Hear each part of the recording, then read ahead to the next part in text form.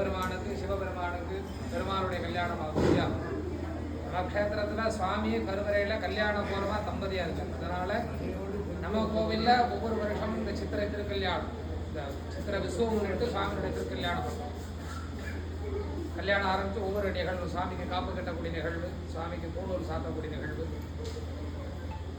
நவதானியங்களை விதைக்கக்கூடிய அங்குரார்ப்பணம் என்று சொல்லக்கூடிய நிகழ்வு, சுவாமியுடைய கலச ஆவாகன பூஜை, முகூர்த்த ஹோமம், நிறைவுக்கு சுவாமிக்கு அழகா இருக்கல்ல அம்பால சுவாமி ரொம்ப கல்யாணம் போகணும். கல்யாணங்கிறது ஒரு அழகு மிகுந்த ஒரு நிலை.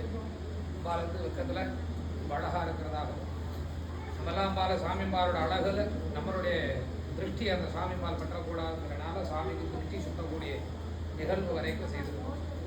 அடுத்த நிகழ்வு என்னன்னா சுவாமி அம்பிகை பாரவார்ப்பு தரக்கூடிய நிகழ்வு. கணபதி நம்ம கோவிலில் தம்பதியா அந்த நீலவாணின்னு சொல்லக்கூடிய அம்பாள் சகிதமாக இருக்கார். பிரம்மாவனுடைய புத்திரியாக சிருஷ்டிக்கக்கூடிய நம்பிக்கையை விநாயக பெருமானுக்கு தாரை வார்த்து தரக்கூடிய பாணி கிரகண நிகழ்வு, தொடர்ந்து மாங்கல்ய தாரணம், மாலை மாற்றக்கூடிய நிகழ்ச்சி, பால் வளர்த்தல் போன்று ஒவ்வொரு நிகழ்வும் தொடர்ந்து நடக்கும். தொடர்ந்து நாமெல்லாம் சுவாமிக்காக கொண்டு வந்த சீர் பொருட்களை கல்யாணத்தில் பெண் வீட்டிலேருந்து மாப்பிள்ளைக்கு சீர் கொடுக்கணும் இல்லையா, அதனுடைய வழக்கம். சுவாமிக்கு